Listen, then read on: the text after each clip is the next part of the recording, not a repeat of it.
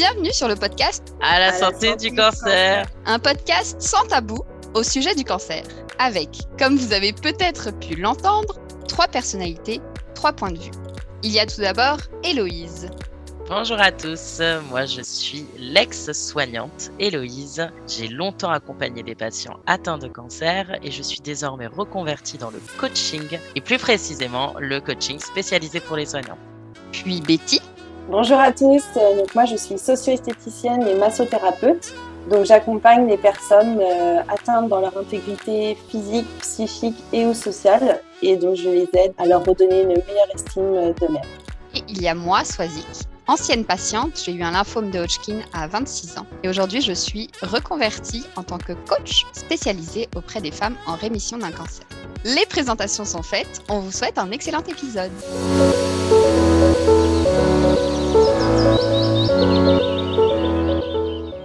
Bonjour à tous et à toutes, et puis bonjour à vous les filles, Betty, Héloïse. Comment allez-vous aujourd'hui? Ça va et toi? Ça va? Moi aussi, ça va. Contente d'être là avec vous. En plus petite forme sur cet enregistrement, entre rhume et fatigue, ça arrive à tout le monde. Mais on est là et aujourd'hui, on va parler d'un sujet que j'ai beaucoup moi-même pratiqué avant, pendant et après le cancer, la culpabilité. Est-ce que l'une de vous veut commencer? Et bien justement, tu te dis que tu t'es sentie beaucoup concernée. Est-ce que tu voudrais pas te lancer? On peut changer un petit peu les choses. Ouais, moi, la culpabilité, ça m'évoque plein de choses. La toute première, et je pense que la plus importante dans le sens qui prend beaucoup de place en tant que patiente, et je pense que certains et certaines se reconnaîtront là-dedans, c'est la culpabilité par rapport aux proches aidants. En tant que personne malade, d'imposer ça quelque part à mes proches, de les voir s'inquiéter, de me dire qu'ils devaient embarquer dans le truc avec moi. Ça m'a beaucoup culpabilisé, ça m'a beaucoup touchée. Autant sur le moment qu'après, en fait. Aujourd'hui, c'est plus facile d'en parler, par exemple. Je pense que j'ai fini par comprendre que c'était pas ma faute. Mais même après les traitements, dès que je pensais à tout ce que ça a fait vivre à mes proches, beaucoup d'émotions qui remontaient par rapport à ça. Et je pense que c'est quelque chose que vos patientes et patients doivent pas mal vous renvoyer aussi. Ben moi, c'est plus quand elles sont mamans par rapport à leurs enfants, surtout quand ils sont jeunes. Je ressens beaucoup de culpabilité, de gêne et de faut cacher la maladie. Même aussi par rapport, là je pars un peu, mais par rapport au travail aussi. Il faut que je le cache à mon employeur. Donc c'est plus, donc je pense que ça rentre dans la culpabilité, mais c'est beaucoup dans faut cacher, faut pas que ça se voit et faut pas qu'ils soient au courant. Donc soit avec les enfants en bas âge, soit avec l'employeur. Et aussi à Montréal, on est beaucoup d'expatriés, d'immigrés. Et donc la famille est loin et souvent, très souvent même, ils le disent pas à leur famille, ils le cachent. Et tu sais pourquoi ils le disent pas? Par peur de les inquiéter, ils sont trop loin, ça va les inquiéter. Pour le boulot, c'est peur de perdre son travail, que l'employeur ne comprenne pas. Et pour les enfants, pareil, pour pas les choquer. Si j'ai pas de cheveux, faut pas que je les choque. Le cancer, c'est un mot qui fait un peu peur, donc du coup, ça va les inquiéter. C'est beaucoup ça, ouais. Mais je trouve intéressant ce que tu apportes là parce que je pense qu'il y a beaucoup de mélange entre culpabilité et honte aussi. Culpabilité justement d'inquiéter ses proches, culpabilité de leur imposer ça, culpabilité de ne pas être présent comme on voudrait auprès de nos enfants si on a des enfants, et aussi de honte de se montrer dans cet état-là, honte de montrer une autre version de nous que personne ne connaît quoi finalement. Alors effectivement, oui, il y a peut-être de ça, oui, se montrer plus vulnérable. Mais je reviens plus les parents avec les enfants. Je dirais plus quand même que c'est vraiment peut-être plus culpabilisé de surtout maman. Dans mon contexte, c'est plus des femmes. Maman va changer, maman va peut-être être moins présente. Beaucoup de culpabilité par rapport à comment ça va se passer avec les enfants, quoi. Moi, de ce que j'entends, de ce que vous dites, forcément, ça fait un peu écho avec ma petite analyse d'infirmière. Ce que j'ai pu remarquer, là, tu parlais de honte, toi, tu parlais du contexte de la maman, toi, en tant que patiente, Swazik, cette culpabilité par rapport aux proches aidants, de tout ça. Il y a eu ces notions de vulnérabilité. Moi, je me suis rendu compte, dans culpabilité, donc il y a la notion de coupable. Et en fait, finalement, la question que je me posais derrière, c'est vous vous sentez coupable de quoi? Quand on a de la culpabilité, c'est qu'on se sent coupable, en fait. En tout cas, dans ce que moi j'ai compris et dans ma définition de la culpabilité. Et au travers de vos exemples, en fait, et de mon expérience, j'ai réalisé que, en fait, les gens se sentaient coupables finalement de ce qu'ils infligeaient aux autres et de cette peur de l'après et du devenir. Donc, en tant que maman, bah, je me sens coupable d'abandonner mes enfants. Cette espèce de lien qui peut être fait parfois en tant que personne, par exemple, je sais pas, moi, je bossais en dermatologie, donc j'avais des personnes qui s'étaient exposées au soleil plus que de raison, ils avaient un cancer de la peau. Bon, bah, à un moment donné, j'ai eu les deux versants. Les gens qui ont dit oui, bah, c'est pas juste, que moi j'ai le cancer, il y en a, ils se sont jamais, enfin, il y en a, ils l'ont fait plus, et nanani, et nanana, et moi je comprends pas pourquoi je l'ai. Et d'autres qui, à l'inverse, étaient très lucides en disant, bon, en même temps, je me suis cramé au soleil sur la côte toute ma vie, c'est bien fait pour moi. Et en fait, il y avait un peu cette espèce de double discours. Et pour les gens, par exemple, qui assumaient et qui disaient, bah, c'est bien fait pour moi, parce qu'en effet, même si tu l'as dit, Soisy, que c'est pas de ta faute, si tu as été un fumeur compulsif, tu favorises certains types de cancers. Je te dis pas que tu en auras, je te dis pas que c'est ta faute précisément, parce qu'il y a le contexte, parce qu'il y a plein de choses à mettre autour. Attention, je suis justement pas là pour culpabiliser les gens. Mais l'idée, c'est d'expliquer, en fait. C'est qu'à un moment donné, il y a certaines personnes qui disent, bah, j'ai joué et j'ai pas gagné. Et pourtant, ça ne leur empêche pas d'avoir une forme de culpabilité. Et cette culpabilité, ça va être de, j'ai pas su arrêter à temps. Ça va être d'infliger cette souffrance que tu disais un peu, Betty, et toi aussi, Swazik, aux autres. Cette dégradation du corps, se voir se dégrader. Et ça, c'est quelque chose que j'ai vachement pu observer et qui, en tant que soignant, est affreux à regarder parce qu'on se sent, mais d'une impuissance. Parce que comme tu dis, Swazik, enfin, quand tu l'as dit dans le précédent épisode, moi, je ferme la porte, j'ai 36 000 choses à faire derrière dans mon service. Toi, par contre, tu es seul avec toi-même. Et c'est là où je pense que c'est chaud et je pense que tu pourras peut-être nous en dire plus de ce qui se passe quand nous, les blouses blanches, on ferme la porte, quoi.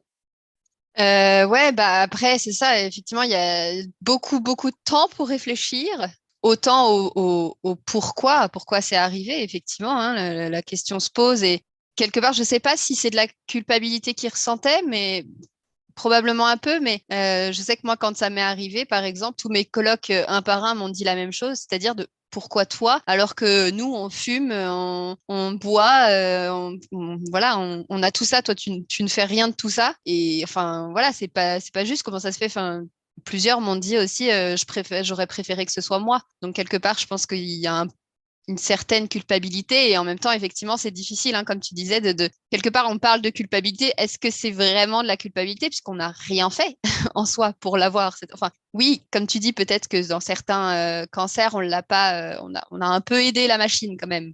Mais je pense que c'est qu'on appelle la culpabilité du patient d'imposer ça à son entourage. Je pense qu'on est beaucoup à, en fait, se culpabiliser alors que a priori, on n'a rien fait. Enfin, a priori, on n'est pas allé chercher les ennuis pour avoir ça. Et quand bien même la personne a fumé pendant des années et des années, bon, bah, c'était pas dans cette optique-là non plus, hein. Ouais, c'est assez. Je me suis posé la question justement quand on a décidé de ce sujet-là, me dire c'est quoi qui se cache derrière en fait. Je crois qu'au-delà de la culpabilité, bah justement, il y a cette honte, il y a la peur aussi, quoi, la peur de qu'est-ce qui va se passer maintenant, enfin, et justement, le jour où on se retrouve à avoir besoin d'aide pour monter les escaliers, on se dit, mince, est-ce que ça va être comme ça? Est-ce que vraiment est-ce que c'est vraiment mes proches qui doivent faire ça? Donc, il y a beaucoup, beaucoup de choses qui se passent, ouais. Et je crois qu'il y a beaucoup de choses qui se passent derrière ce sentiment de culpabilité, effectivement. Ouais, puis c'est aussi, enfin, je rebondis avec ce que tu dis, c'est quand même encore très tabou aussi. La maladie, pas que le cancer, mais la maladie en général. Et puis, on est dans une société aussi où on montre quand même beaucoup d'indépendance. Et donc là, on est quand même tributaire, on a besoin d'aide. Donc, du coup, bah, ça renvoie, je suis différent, je fonctionne plus normalement, entre guillemets. Et donc, je perds ma place. Enfin, moi, ça me renvoie ça aussi, tu vois. Bah, tu as honte, puis tu culpabilises de demander de l'aide et d'avoir besoin d'aide. C'est hyper juste ce que tu dis, mais du coup, je vais utiliser une technique qu'on utilise en coaching et je répondrai après vous. Déjà, vous, c'est quoi votre définition de la culpabilité? Et d'après vous, finalement, qu'est-ce que cette culpabilité, tu parlais de qu'est-ce qui se cache derrière, Swazik, ben, je rebondis, je profite. Qu'est-ce qui se cache derrière cette culpabilité? Pour tourner la question autrement, ce serait peut-être qu'est-ce qu'elle apporte, cette culpabilité, justement? Qu'est-ce qu'elle permet, moi en tant que soignante, toi Betty en tant que socio-esthéticienne, massothérapeute et toi Swazik en tant que patiente, qu'est-ce qu'elle vous apporte cette culpabilité quand ça vous est arrivé de la ressentir? Moi, je pense que sous la culpabilité, en vrai, il y avait beaucoup de peur. Je crois qu'il y avait beaucoup de peur, justement, de si je m'en sors pas, l'inquiétude de mes proches va être encore plus. Enfin, l'inquiétude, la tristesse, la peine, tout ce que tu veux de mes proches va être encore plus forte. Et je pense que quelque part, c'était la peur de la mort, en fait, qui se cachait en dessous de ça. Décidément, la mort, on y revient, hein. On aura un épisode juste pour ça, hein, parce que Oui, je pense qu'on va finir à y arriver, hein. je t'avoue que qu'est-ce qu'elle m'apportait je connais pourtant bien cette question de coach et je t'avoue que je me la suis pas vraiment posée. Mais après, comme je vous l'ai dit, moi, comme je le disais au début, je l'ai beaucoup pratiqué la culpabilité et beaucoup trop, en fait. Par contre, ce que j'en ai retiré après coup, là, maintenant, aujourd'hui, c'est que j'ai beaucoup travaillé sur ce sentiment de culpabilité qui, en fait, exprime, en dehors du cancer, même exprimait beaucoup de peu de confiance en moi, en fait. Mais du coup, chez toi, la culpabilité, c'est quoi ta définition de la culpabilité pour que les gens comprennent bien? Pour moi, la culpabilité, c'est d'avoir fait ou pas fait quelque chose et de se remettre en question par rapport à ça et de s'en vouloir d'avoir fait ou pas fait cette chose-là. Et Bah, je toi? te rejoins un peu, moi, Swazik. Pour moi, ça serait vraiment bah, qu'est-ce que j'ai mal fait? Moi, ça serait vraiment qu'est-ce que j'ai fait de négatif, quoi. Et du coup, dans ta profession, est-ce que ça t'est arrivé déjà de te sentir coupable? Comment ça s'est traduit d'avoir ce sentiment de culpabilité? Bah oui, forcément, tu as toujours des moments, enfin, ça serait mentir de dire que j'ai jamais culpabilisé, par exemple, de te sentir impuissante des fois, parce que tu as beau vouloir accompagner au mieux, malheureusement, il y a des fois, tu peux pas non plus, enfin, tu n'es pas Wonder Woman. Des fois, bah, tu es déjà occupé avec quelqu'un, puis là, tu vois la détresse de l'autre, mais tu peux pas te diviser en deux. Ça m'est arrivé beaucoup de fois. Et donc, à chaque fois, je me sens super mal. Et puis, j'essaye d'expliquer que je peux pas, je peux pas me diviser. Et donc, ça, c'est super culpabilisant aussi. Ou même souvent, tu vois, bah, quand je dois fermer, je ferme. Et là, tu as quelqu'un qui arrive au dernier moment. Et donc, je suis tout le temps, OK, il faut aussi que je m'écoute, que je respecte mes limites. Et à un moment donné, tu sais, tu peux plus trop donner. Il faut aussi que toi, tu te ressources, tu vois. Et en même temps, tu as envie de faire plaisir. Tu te dis, bah, c'est l'heure de fermer. Moi, j'ai des choses à faire. Mais en même temps... Et donc, du coup, c'est tout le temps un espèce de... Je ne sais pas comment expliquer, mais oui, des fois, c'est très culpabilisant de... Ah, j'ai envie de l'aider, mais en même temps, j'ai aussi besoin de prendre soin de moi. Je ne sais pas si ça te fait ça aussi en tant que soignante, Héloïse. Je ne sais pas si tu C'est vois ce que je veux totalement dire. ça. Ouais. C'est totalement ça. Moi, ma définition de la culpabilité, c'est ben, se sentir coupable. Et donc, dans se sentir coupable, il y a cette notion d'avoir mal fait ou pas fait quelque chose. Et en fait, je me suis rendu compte au travers de mes études de coaching qu'en fait, la culpabilité, là, j'apporte ma vision, nous permettait finalement de nous mettre en victime. On vient au triangle de Karpman, c'est peut-être une notion qu'on abordera. Voilà, si les gens sont intéressés, je vous invite à aller regarder ce qu'est le triangle de Karpman. Ça s'écrit Karpman. Ici la Swazik du montage. Petit résumé au cas où vous n'êtes pas familier avec le triangle de Karpman pour que vous compreniez la suite de notre discussion. C'est un outil psychologique en analyse transactionnelle qui explique certains problèmes relationnels. Il s'agit d'un triangle qui comprend 3 rôles que tout le monde peut être amené à jouer de manière inconsciente dans une ou des relations. Les 3 rôles sont la victime, qui a tendance à se plaindre, s'apitoyer sur son sort et subir les situations, le sauveur, qui ne peut s'empêcher d'aider même si rien ne lui a été demandé, et le persécuteur ou le bourreau, qui va utiliser la dévalorisation, la critique ou encore l'ironie. Dans ce jeu psychologique qui est inconscient, je le rappelle, aucun des 3 acteurs ne cherche à faire évoluer positivement la situation puisqu'il en retire un intérêt personnel, comme attirer l'attention sur soi, donner une bonne image de soi ou libérer son agressivité. Voilà un résumé très rapide, mais si ça vous parle, on vous invite à aller creuser par des recherches ou par un accompagnement professionnel. Ce qu'on appelle le triangle dramatique. Et en fait, dans la culpabilité, il y a cette position de victime où en fait, on se met dans une position où on devient victime d'une situation et en même temps bourreau. Et c'est là où vient la culpabilité. On se pose en victime dans le sens où on subit, on a peur, on est coincé dans des angoisses. Et en même temps, ben, comme on s'en veut de se positionner là-dedans, on devient notre bourreau. Et pour moi, là, le système de culpabilité s'enclenche. Je sais pas si je suis très claire. Et si c'est pas le cas, les gens aussi qui n'hésitent pas à revenir vers moi. Et en fait, il y a un peu cette espèce d'ambivalence et j'ai l'impression que dans ce qu'on raconte, il y a toujours ça. Soisix, ça cachait derrière elle des peurs. Toi, tu vois, c'est ce côté faire plaisir. Comme quoi, finalement, nos définitions sont pas tout à fait les mêmes. Et moi, tu as dit un mot tout à l'heure, c'était l'impuissance. Personnellement, moi, c'est cette impuissance qui générait chez moi la culpabilité. Et c'est quelque chose que j'ai dit dans le précédent épisode. Ben oui, j'étais là pour écouter, en tant que soignante, j'étais là pour épauler, mais malgré tout, j'étais celle aussi qui a injecté ce traitement. J'étais à la fois la main réconfortante et la main du mal, entre guillemets. C'est peut-être un gros mot que je mets derrière, mais c'était vraiment le cas. Et c'est vraiment la vision que j'ai eue en tant que soignante, d'être à la fois justement sauveur et bourreau, là. Tu vois ce que je veux dire? Et cette culpabilité chez moi se générait beaucoup dans ça, où je me disais, mais putain, pas elle, quoi. Enfin, des femmes fortes qui ont tout donné, ou un mec, enfin, je me souviens d'un monsieur qui justement ne l'avait pas dit à sa famille, un homme admirable avec une vie, il s'est fait tout seul et qui à la fin a été obligé de le dire quand même à sa famille et qui est parti et je culpabilisais de peut-être pas l'avoir suffisamment aidé alors que j'avais fait tout ce que je pouvais. Mais je culpabilisais par ce sentiment d'impuissance et parce que je m'étais profondément attachée à ce monsieur et que j'avais une forme d'admiration pour lui. Et je disais, ah non. Et c'est affreux même, tu vois, ce choix, pas qu'il y en a qui doivent plus mourir que d'autres. Mais tu vois, c'est des pensées que j'ai pu avoir en tant que soignante, quoi. Je sais que ça peut paraître choquant, hein, des fois, ce que je vais dire, mais c'est vraiment des choses qu'on pense, comme tu disais tout à l'heure, Soisy, que tes amis, pourquoi pas nous, pourquoi elle et pas nous? Mais je trouve ça intéressant justement de faire cette distinction-là, bourreau-sauveur, où finalement, c'est quand on se sent en tant que position de bourreau, finalement, qu'on sent cette culpabilité.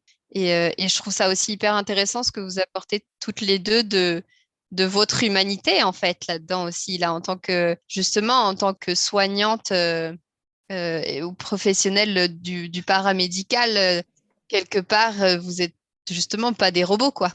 Ah Donc, non. je trouve ça tellement intéressant le côté vraiment humain que vous apportez, avec parfois des croyances, avec parfois justement votre bienveillance qui est importante à entretenir et en même temps à faire bénéficier aux autres. Donc, Ce qui peut être dur aussi parfois, c'est. Enfin, moi, je sais que bon, c'est peut-être mon petit côté perfectionniste, mais pour moi, quand j'arrive au travail, je veux me donner à 100% avec les personnes. Et bon, bah, comme tu dis, on n'est pas des robots, on est des humains. Donc, forcément, il y a des jours où tu te sens moins bien parce que bah, tu as aussi ta vie personnelle ou des fois, tu es juste plus fatigué et puis c'est comme ça.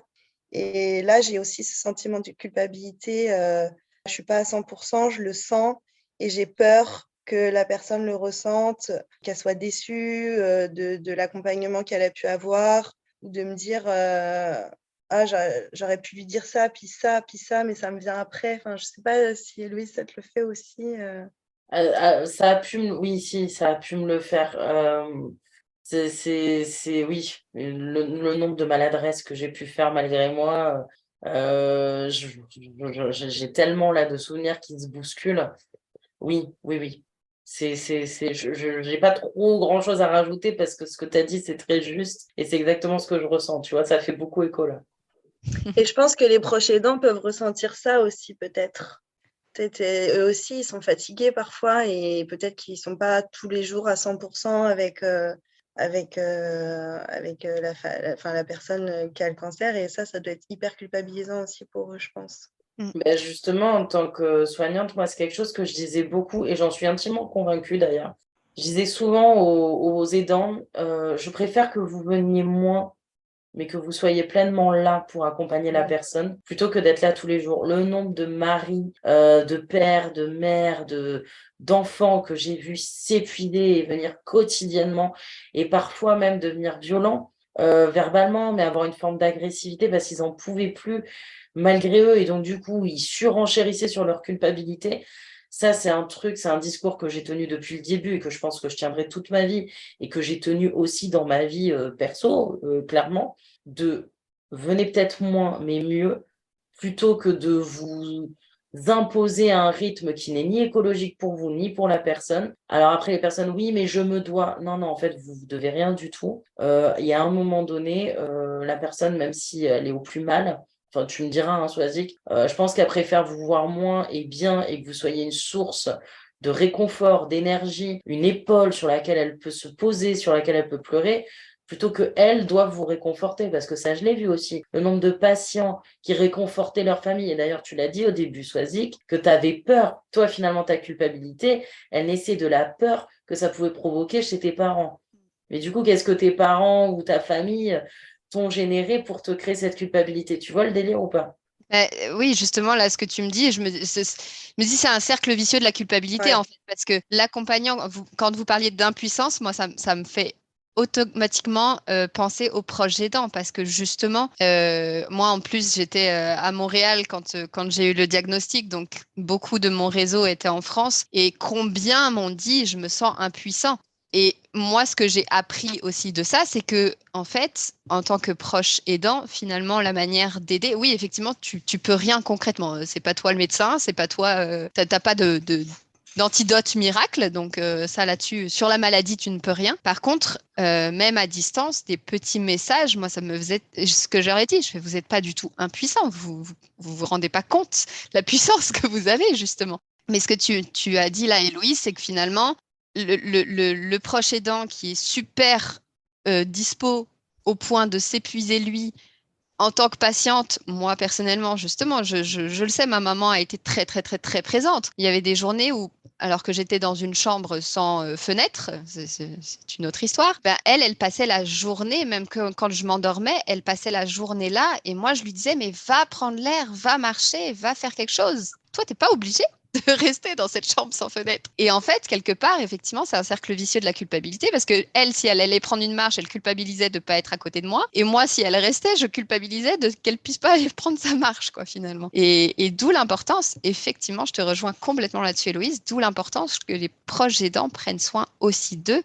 Quelque part, je pense que chacun perdrait un peu de sa culpabilité en faisant ça, finalement. Ben justement, j'en profite, je rebondis sur ça parce que c'est trop pépite.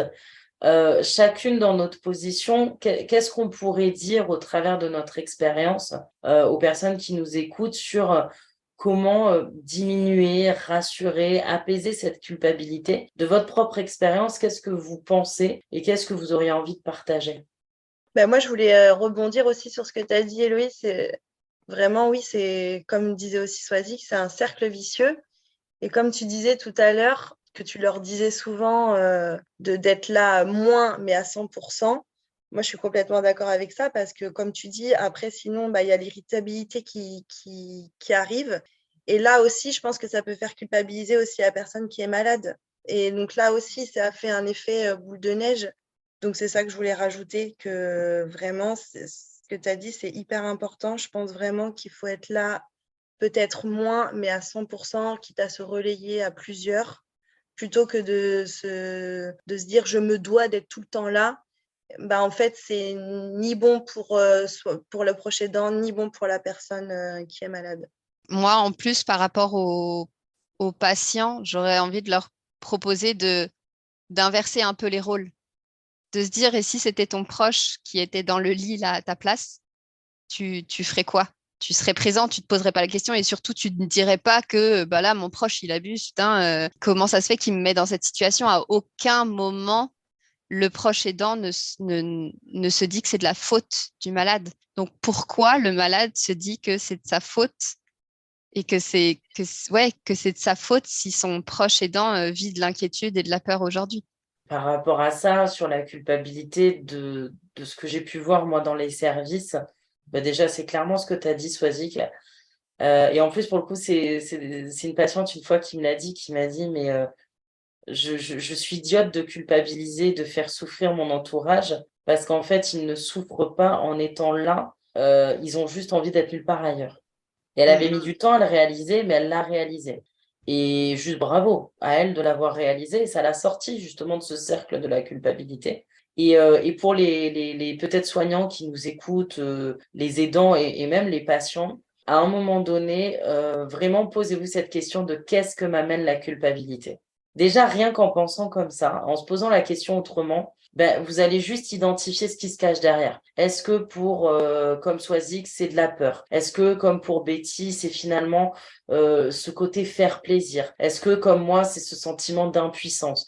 Et finalement, c'est aussi en lien, j'ai l'impression, là, je parle vraiment comme ça me vient, avec nos propres histoires, nos propres personnalités aussi. Voilà, moi, je suis quelqu'un, j'ai été infirmière. Donc, le syndrome du sauveur, on est en plein dedans. J'ai été à fond dedans pendant très longtemps. Je m'en suis sortie, et encore que, en toute transparence. Et donc, du coup, bah, forcément, avec ce syndrome du sauveur, l'impuissance m'était insoutenable. Même si j'avais conscience que je pouvais pas sauver la Terre entière. Mais bon, en même temps, ça m'embêtait quand même, quoi, de pas pouvoir plus faire pour des personnes ouais, il y a un peu ce truc, même si c'est affreux de dire ça, ils méritent pas ça. Personne ne mérite d'ailleurs cette pathologie. Pourtant, elle est là.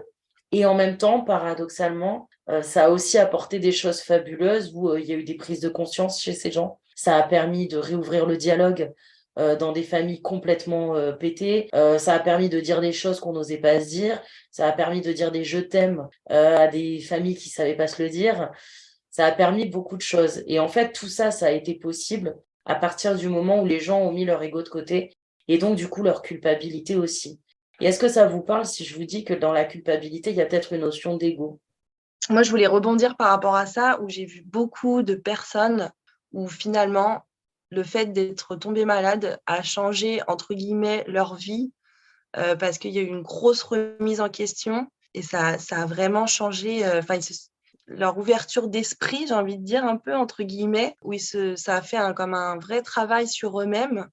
Et ça a été finalement, entre guillemets, assez positif. Donc, je ne sais pas si je m'écarte un peu du sujet, mais j'avais vraiment envie de rebondir par rapport à ça, de ce que tu venais de dire, Héloïse. Et concernant la culpabilité et l'ego, oui, forcément, dans la culpabilité, il y a une part d'ego parce que c'est, par exemple, si je reprends mon exemple à moi, où je voudrais en faire plus, faire plaisir, bah oui, c'est mon ego parce que dans le sens où t'es humaine, tu peux pas faire plus. Et je trouve que là, après, tu rentres un petit peu dans l'ego où t'es pas surhumaine, t'es pas tout puissante. Et c'est là que je trouve que des fois, l'ego, c'est un peu c'est pas subtil, mais c'est un peu.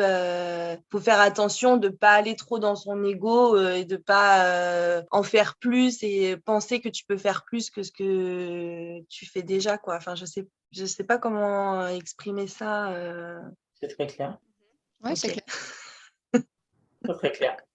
J'avais pas pensé à cette histoire d'ego, mais ça me paraît évident quand on parle. Parce que justement, c'est ce qu'on disait tout à l'heure, finalement, qu'est-ce qu'il y a derrière cette culpabilité et quel besoin aussi il y a derrière cette culpabilité. Est-ce que c'est un besoin justement d'amour, de réconfort, de reconnaissance, de sécurité? Enfin, il peut s'y cacher un tas de choses, mais justement, si je reprends l'exemple du patient ou de la patiente qui culpabilise par rapport à ses proches aidants, on a l'impression que c'est en pensant à l'autre, mais il y a une part qui est en pensant à nous aussi, au final, et donc effectivement à notre ego par rapport à nos propres craintes ou autres.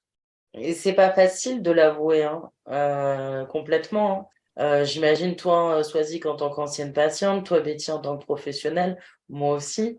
Mais pourtant, j'ai l'impression que c'est là. Et c'est vrai que c'est une réflexion que je me suis faite parce qu'infirmière, je l'avais déjà arrêté un petit peu, puis je l'ai repris. Et quand j'avais fait cette petite pause pendant 1 an d'infirmière, avant de le reprendre et d'arrêter définitivement, j'ai vraiment eu ce truc de, oh, à un moment donné, parce que je culpabilisais de tout. Mais vraiment, je culpabilisais à la fin, mais mais ça en devenait presque maladif. Tu vois, le truc où j'étais rentrée dans un espèce d'engrenage et en fait, ça devenait maladif parce que au fond de moi, je culpabilisais de voir l'infirmière que je devenais, de ne plus être une infirmière en accord avec ses valeurs, de ne plus avoir le temps d'être présente pour mes patients. Et donc, du coup, je passais mon temps à me culpabiliser, mais en fait, c'était pour moi, là, je parle vraiment de mon expérience, l'alarme pour dire Hello, barre-toi, tu n'es plus en accord avec qui tu veux être. Mais ça, il m'a fallu du temps pour le comprendre, tu vois. Mais au final, cette culpabilité, elle était, et c'est affreux, et je suis désolée de le dire, au bout d'un moment, elle était même plus pour les patients. C'était qu'une excuse pour, en fait, mon fameux ego ou je ne sais quoi qui me disait, oh, Héloïse, là, t'arrêtes les conneries. Infirmière, tu le voyais comme ça, t'arrives plus à l'être comme ça, va-t'en. Parce que la pire chose pour moi, ça aurait été de devenir ces infirmières, parce qu'il faut arrêter, hein, toutes les infirmières ne sont pas des saintes. Dans le monde médical, il y a des gens qui sont affreux, qu'on se le dise. Désolée, hein, j'ai beau adorer mon métier plus que tout et avoir rencontré des personnes merveilleuses, j'ai aussi rencontré les pires raclures de l'humanité. Et ce que je trouve dramatique, puisqu'on est quand même avec de l'humain. Et en fait, je me culpabilisais parce qu'en fait, j'avais peur de devenir ça. Donc à la fin, tu vois, c'était même plus pour les patients, c'était moi, égo, du coup. Et j'ai pas honte de le dire, je l'assume, mais c'est vrai que, tu vois, ça a été un cheminement quand même de pouvoir l'assumer, là, de le dire devant vous et devant les gens qui nous écoutent. Qu'est-ce que vous en pensez?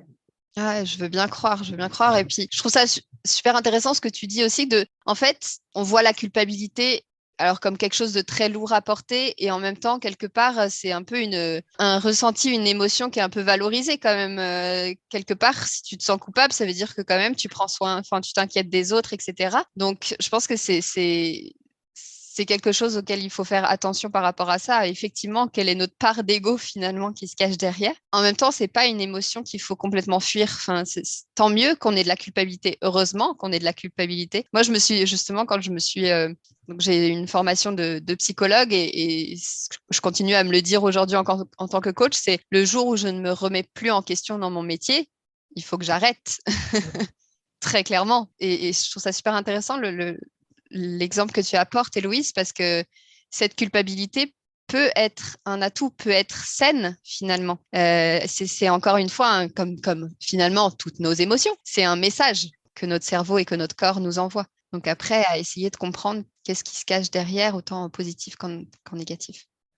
À moins que vous vouliez rajouter un truc là-dessus, sinon j'avais un autre sujet par rapport à la culpabilité, enfin une autre vision. En fait, deux autres visions. Une à échanger avec toi, Héloïse, mais une autre avant j'avais discuté avec une nouvelle connaissance qui a eu un cancer et qui culpabilisait de ressentir, enfin voilà, justement de se poser des questions par rapport à ça, etc. Parce que elle avait eu juste, entre guillemets, une opération et elle faisait partie d'un groupe de parole.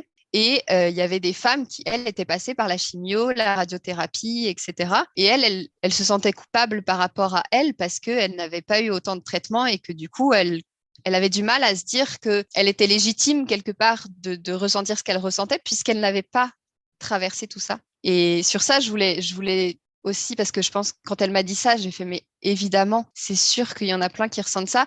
Et en fait, même moi, c'est ce que je lui ai dit, même moi qui suis justement passée par la chimiothérapie, combien de fois je me suis dit, oui, mais moi, au moins, je sais que j'ai de fortes chances de m'en sortir. Les personnes, parce que moi, depuis le début, les pronostics étaient excellents. Et je me suis dit, les personnes qui se lancent dans les traitements sans savoir si ça va fonctionner ou pas, quelle difficulté supplémentaire. Et quelque part, je me sentais, ouais, ça m'a traversé l'esprit de me dire, mais toi, finalement, c'est moins pire, quoi. Et ça, je trouve ça vraiment difficile, cette question de moins pire, et que ce soit pour le cancer ou pour plein d'autres choses, parce que toutes les souffrances, toutes les douleurs sont légitimes et qu'on a tellement tendance à se comparer, il y aura toujours pire. Donc, je comprends cette culpabilité par rapport aux autres patientes qui ont vécu pire, et en même temps, il y a le droit justement de traverser son propre parcours, quoi. Tu as tellement raison. Combien de fois je l'entends ça j'ai juste une opération, je fais pas de chimio ni de radio, mais je l'entends tellement de fois, quoi. Et à chaque fois, je leur dis exactement ce que tu viens de dire, quoi. Il faut jamais comparer, toute souffrance est légitime et bien sûr que vous êtes, c'est pas parce que vous avez juste eu une opération que vous êtes Mais c'est vrai, hein. Combien de fois je l'ai entendu, ça, c'est incroyable. Ah ouais, non, ça fait complètement écho. Et puis c'est surtout que pour un peu plus, on va dire, rajouter à ce que tu viens de dire qui est parfait, il y a ce côté où à un moment donné, on a aussi chacun notre parcours. Il faut remettre dans le contexte. Parce qu'il y a des personnes qui, par exemple, ont été habituées à galérer toute leur vie. Donc, ça fait partie de leurs normes. Donc, ils ont un espèce de côté où en soi, ça, c'est OK. C'est qu'une étape et basta. Il y en a d'autres qui, à l'inverse, ça va être une épreuve, alors que, comme tu dis, l'histoire du moins pire, en fait, on s'en fout. Comme pour tout, faut remettre dans le contexte. Je vais prendre un exemple hors cancer, mais quelqu'un qui a toujours connu la richesse financière, par exemple, et qui du jour au lendemain se retrouve au SMIC, c'est un drame. Quelqu'un qui, par contre, était dans la rue et qui du jour au lendemain se retrouve au SMIC, ben, c'est le plus heureux du monde. Et cet exemple qui paraît stupide, il montre juste qu'à un moment donné, ben, selon le contexte et selon ton passé, selon ton vécu, ben oui, tu as le droit de hyper mal vivre juste une opération, c'est quand même pas rien, il y a un acte. Oui, tu as le droit de hyper mal vivre et d'avoir cette culpabilité et ce cancer où tu t'en sors. D'ailleurs, choisis que c'est quand même dans ça que tu te spécialises. Sur ces femmes, le après-cancer. Et c'est là où je trouve que c'est magnifique. Et oui, il y a cette culpabilité de culpabiliser. Enfin, à un moment donné, ce que je trouve génial là dans ce que vous avez amené, c'est ce côté, on s'autorise. En fait, c'est OK, quoi.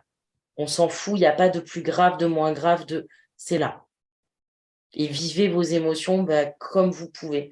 Vous avez le droit d'être triste, vous avez le droit d'en rire, vous avez le droit d'utiliser l'humour, vous avez le droit d'utiliser la colère, vous avez le droit de le vivre sereinement et d'être en mode guerrière.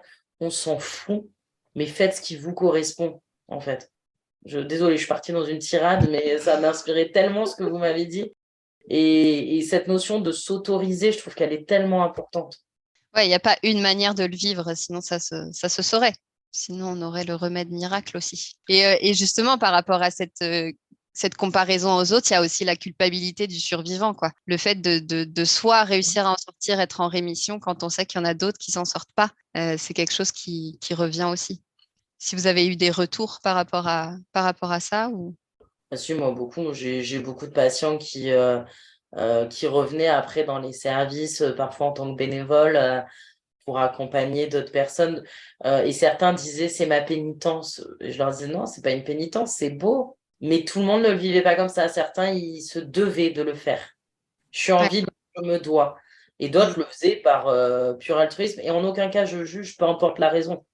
Mais c'est vrai que c'est là que tu vois les différences. Et oui, ce syndrome du survivant, pour le coup, je pense que tu en parleras mieux que les autres, mais c'est clairement quelque chose que j'ai pu observer. Ah ouais, non, Pareil, moi aussi, j'ai beaucoup d'anciennes patientes qui deviennent bénévoles. Comme si, quelque part, j'ai survécu, donc faut que j'aille aider mon prochain qui vit la même chose que moi. Ouais. Mais j'ai eu moins l'expérience de la culpabilité, de moi, je m'en suis sortie et pas cette personne. Ça, j'ai moins vécu ça. Après, dans l'idée, ce qu'il faut se dire, je pense, enfin, ce que j'ai envie de transmettre aux personnes qui nous écoutent, c'est que vous avez envie de devenir bénévole et que vous avez envie d'accompagner, c'est OK. Mais si vous n'avez plus envie d'entendre parler du cancer, c'est OK aussi, en fait. C'est pas pour ça que vous êtes en train d'abandonner les autres. À un moment donné, il y a ce truc, certes, on est humain, on est tous en interconnexion, mais bon, on est aussi responsable de soi, chacun. Donc, à un moment donné, c'est pas parce que vous avez plus envie d'en entendre parler que vous êtes une mauvaise personne. Non, vous êtes juste en train de faire un deuil et c'est OK. Et je veux vraiment que les gens qui nous écoutent réalisent que peu importe leur choix, tout est OK à partir du moment où ils sont alignés avec ce qu'ils font, quoi. Je suis complètement d'accord avec ce que tu dis. Souvent, je leur dis, prenez un petit temps, prenez du recul. Et si vraiment, après, dans quelques temps, vous voulez vraiment être bénévole, avec plaisir. Toujours prendre un petit temps, prendre du recul et être bien sûr d'avoir réembarqué dans cette aventure. Celles et ceux qui ressentent le besoin ou le devoir de le faire, peu importe, comme tu disais, la raison finalement, c'est une manière d'utiliser cette expérience-là, mais effectivement, il y a 1000 manières d'utiliser cette expérience-là et au niveau personnel, réflexion sur soi, etc., c'est une manière de le faire et on peut ne plus avoir jamais de rapport avec le cancer et pour autant l'avoir l'avoir, avoir embelli quelque part cette expérience-là d'une autre manière. Donc, j'aime beaucoup c'est OK. C'est une simple phrase courte et ça veut beaucoup dire. Ouais, j'avoue, je la dis beaucoup. Mais je l'aime beaucoup aussi. Je l'aime beaucoup aussi. Il y a des fois où ça sert à rien de partir dans des grands élans et au final, c'est ça qu'on veut, c'est que tout soit OK, en fait. Un autre versant de la culpabilité, moi, auquel ça m'a fait penser quand on a choisi ce sujet-là, c'est j'ai peut-être pas eu beaucoup l'occasion d'en discuter et je trouve ça chouette justement de pouvoir là en discuter avec une ancienne infirmière. Et Betty, peut-être que ça te fera écho également, mais moi j'ai aussi, c'est là où vraiment, moi aussi un triangle de Karpman avec Sauveuse, ça me parle. Hein. Beaucoup travaillé là-dessus, on pourra en parler. Mais ouais, en tant que patiente, le nombre de fois où ça m'est arrivé pour un PET scan, par exemple, pour un examen, peu importe, et que la prise de sang ne fonctionne pas et qu'il faut recommencer, mais il est 8 heures du matin, j'ai quasi pas dormi, j'ai eu des douleurs, je suis à fleur de peau. En plus, moi, vraiment, pendant mes chimios, la fatigue, c'est ça qui dirigeait mon moral. Et en fait, le nombre de fois où ça m'est arrivé justement de me mettre à pleurer après une prise de sang qui n'a pas fonctionné ou même peut-être une parole anodine d'une infirmière ou quoi. Et là, pareil, quoi, de me dire, plutôt que de juste rester sur mon ressenti et m'arrêter là, de partir dans l'idée de, oh là là, mais elle va croire qu'elle a mal fait son travail, de m'imaginer la culpabilité qu'elle pouvait avoir aussi. Je ne sais pas si ça te parle, Héloïse. Alors, en toute transparence et en toute franchise, en début de carrière, je culpabilisais pour ça à fond. Mais l'expérience m'a permis de déculpabiliser. Au tout début, c'était un enfer. Je ratais une prise de sang. J'avais l'impression d'être la pire infirmière du monde. Si je sortais d'une chambre, j'avais essayé de consoler quelqu'un. De suite, je me disais, mais je ne l'ai pas consolé comme il fallait. J'ai pas dit les bons mots. Alors que le lendemain, la personne me disait merci. Dans la tête, je me disais, oui, mais elle me dit merci parce qu'elle est polie, parce que... Oula, mon début de carrière, je me suis pris la tête. Hein. Mais encore une fois, justement, derrière cette culpabilité que j'avais à l'extrême, se cachait mon manque d'assurance. Hein. En fait, j'étais quelqu'un, sans rentrer dans les détails, on m'a toujours dit que je réussirais pas à l'école, que j'étais un peu la débile de service. Et au final, j'ai brillé pendant mes études d'infirmière parce que c'était juste plus adapté. Parce qu'en fait, moi, je comprends en faisant. Donc, infirmière, c'était parfait. Il y avait le stage, on m'apprenait, c'était nickel. Et vraiment, j'ai excellé et du coup, j'avais besoin de me rassurer parce que c'était ancré en moi que j'étais peut-être pas légitime dans cette position d'infirmière.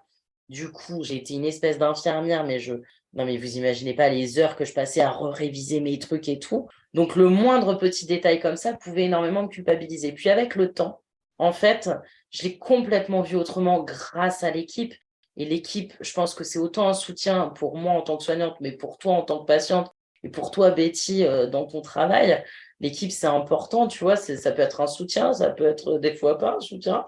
Et en fait, avec le temps, j'ai réalisé à l'inverse que, ben, comme tu dis, tu avais besoin de décharger, tes humeurs étaient régies par ta fatigue. Et quand ça se passait comme ça et que la patiente, elle pétait un plomb, et je disais, je suis désolée, ouais, je suis pas un robot, j'ai pas réussi et je m'excuse. Je vous laisse prendre du temps, je repasserai plus tard. Si la chimio, je la fais 1 heure après, c'est pas grave. À moins que vous me le demandiez. Et si c'est le cas, ben, je vais appeler quelqu'un d'autre.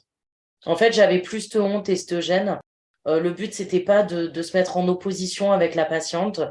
C'est arrivé des fois qu'avec des patientes, ça passe moins ou des patients, voilà, tu sais pas, et ben tu passes le relais à une collègue. Et en fait, vraiment, ça m'a vachement aidé. Le jour où j'ai réussi à commencer à faire ça, ben, du coup, ma prise en charge auprès des patients était beaucoup plus sereine, beaucoup plus apaisée. Donc, en fait, les filles le sentaient. Les patients le sentaient aussi. Tu vois, j'ai un monsieur, il me disait, pourtant je l'avais loupé. Il me fait, oh, avec vous, c'est pas grave, vous pouvez me louper 10 fois, c'est OK. Je lui dis, bah, pourquoi? Parce que vous êtes tellement apaisante. Ah. Et en fait, alors, il m'a dit ça, bon, j'avais 8 ans de carrière dans les pattes, hein, j'étais plus la jeune IDE, la jeune infirmière du début. Mais c'est parce qu'en fait, j'avais switché à un moment donné et que, ben oui, si un jour il avait envie de s'énerver contre moi, c'était le cas, ce monsieur, il s'était énervé contre moi un jour. Ben, je l'ai écouté. Et le soir, je lui dis, bon, ça va mieux. J'ai utilisé l'humour. Il était là, ah, je suis désolée, tout. Je fais, mais non, mais c'est pas grave. Vous avez le droit. Je préfère que vous gueuliez sur moi que sur votre femme. Et c'est vrai, en fait, ça fait. Alors, pour moi, ça fait partie du rôle en même temps, quoi. Vous avez juste le droit de décharger, en fait, sur nous. Il y a de quoi, même, des fois. Donc, ouais, c'est l'expérience qui m'a permis, en fait, de déculpabiliser par rapport à ça. Mais au début, je vais pas te mentir, ça a été un travail. C'est un apprentissage. Mandela disait, il n'y a pas d'échec dans la vie. Il n'y a que de la réussite ou des apprentissages. Merci Mandela. Homme que j'admire au demeurant. Donc, du coup, ouais, c'est un peu ce message que j'ai envie de faire passer. S'il y a des infirmiers qui nous écoutent, no stress, un jour ça passe. Entourez-vous bien, ça va passer. Mais effectivement, en plus, que tu dis là, moi, ça me fait penser, ça m'est arrivé quelquefois, effectivement, que les infirmières me disent, par exemple, qu'elles aient tenté de faire la prise de sang, que ça n'a pas fonctionné, et plutôt que de retenter elles, parce qu'elles étaient en fin de service, parce qu'elles sentaient que ça n'allait pas fonctionner, parce que peu importe, qui disaient, bah, je vais aller demander à une collègue de le faire, ou ça m'est déjà arrivé qu'il y en ait une qui me dit là j'ai un doute, je suis pas sûre, je vais aller chercher une collègue pour m'assurer. En fait, moi ça me rassurait en tant que patiente, je ne demandais pas effectivement justement que vous soyez des robots et que vous sachiez tout et que vous soyez absolument sûr de tous vos faits et gestes. Non, je préférais que vous soyez pas sûr et que vous alliez vous en assurer. En fait, donc, si ça peut justement peut-être venir conforter ce que tu dis auprès des soignants, soignantes qui pourraient nous entendre. C'est pas une preuve de faiblesse que de dire je vais aller chercher de l'aide auprès des collègues. Au contraire, je trouve que c'est vraiment une force et une vulnérabilité tout à fait bienvenue. Et l'autre chose à laquelle je pensais dans ce que tu as dit, Héloïse, c'est quelque part aussi de redonner les responsabilités à chacun, dans le sens où justement, moi, quand je me suis mise à pleurer parce que la prise de sang n'était pas faite, etc., j'avais mon propre truc à moi et c'était pas contre l'infirmière. Et j'ose espérer justement que l'infirmière se disait, elle a son propre truc à elle, etc. Tout comme justement quand il y a eu des infirmières qui n'ont pas très bien agi ou médecins, etc. Pas le prendre personnel, ça fait aussi partie des fameux 4 accords Toltec. Pour s'il y en a qui ne connaissent pas, pareil, allez voir. Intervention à nouveau très rapide de la Soisic du montage pour vous expliquer que les accords Toltec, qui sont au nombre de 5 maintenant, correspondent à une sorte de code de conduite pour appréhender le monde plus sereinement et plus sainement que ce qu'on apprend dans notre société occidentale. Ce serait trop long de vous les expliquer tous ici, mais comme pour le triangle dramatique, on vous met des liens en description. Mais oui, de ne pas prendre personnellement les choses. Quelle que soit la réaction en face, ça dit plus quelque chose de la personne en face que de nous-mêmes finalement. Donc si je devais aussi dire quelque chose par rapport à la culpabilité, de redonner les responsabilités à chacun. Vous parlez bien, les filles. Je suis bercée par vos mots. Ben, nous aussi, on est bercés par tes apports. Et je trouve ça chouette là justement cette discussion. Encore une fois, ça montre la force de notre trio et de nos expériences à chacune. Je trouve ça chouette. Ouais, puis ce qui est cool, c'est que c'est vrai que finalement, on a des visions différentes. Et moi, des fois, d'entendre, tu vois, toi, Betty, j'aime beaucoup t'écouter dans le sens où je découvre quelque chose que je connaissais pas trop, en fait. Finalement, l'aspect bénévolat, tout ça, l'aspect associatif. Moi, j'étais dans les services, j'étais dans les soins, médecine, nanani. Même s'il y avait des choses, c'est quelque chose qu'on voyait peu et qui, en tout cas, à l'époque, quand je travaillais en onco, n'était pas du tout démocratisé. Et quand je t'entends, je me dis, mais mon Dieu, mais ça aurait été le rêve d'avoir une socio-esthéticienne ou une massothérapeute dans le service. Vraiment. Franchement, j'aurais trop aimé t'avoir là, sous le bras. Hop, on y va. Allez, viens, Betty. Et Swazik, en fait, tes histoires me font écho. Et puis, justement, des fois, ça va me déculpabiliser de certaines choses. Ou à l'inverse, ça met un éclairage où ça me permet de comprendre des instants que je n'avais pas compris à l'époque. Et rien que pour ça, les filles, c'est un gros merci et très sincère. Et j'espère que les gens, j'espère rien, j'attends rien d'ailleurs. Mais voilà, les personnes qui nous écoutent, n'hésitez pas justement à nous dire ou à poser des questions peut-être directement sur le podcast ou sur nos réseaux sociaux pour voir un peu aussi les apports et qu'est-ce qui vous est utile ou non pour qu'on puisse répondre au mieux à vos questionnements finalement. Et moi, je te rejoins, ça m'apporte énormément aussi pour moi dans mon accompagnement, nos discussions ensemble. Et je penserai à vous, si la prochaine patiente s'énerve, je ne prendrai pas personnellement, je ne culpabiliserai pas. Et ça va beaucoup m'aider. Clairement, pour moi aussi, ça m'apporte beaucoup. Ça me renvoie à plein de souvenirs et justement dans un contexte dans lequel j'ai déjà beaucoup travaillé, dans un contexte safe et quelque part qui me permet comme on le disait tout à l'heure, de l'utiliser à bon escient, quoi, quelque part, d'en faire quelque chose de beau. Et ça, grâce à vous aussi, parce que j'y arriverai pas toute seule. Oh, il y a trop d'amour. Oh. C'est plus la culpabilité, là, c'est l'amour. Ouais, on voit qu'on a travaillé sur notre culpabilité, hein, finalement. Et comme quoi, hein, rien n'est impossible, les gars. Si vous nous écoutez, des fois le parcours est long, mais on y arrive. Ah ouais, c'est ça. Eh bien, je pense qu'on a plus ou moins fait le tour, hein, parce que forcément, tous les sujets qu'on aborde mériteraient des heures et des heures de discussion. Mais je vous propose qu'on s'arrête là pour cet épisode. Et puis, je vous propose qu'on lève nos verres. À la santé À du la cancer. santé du cancer.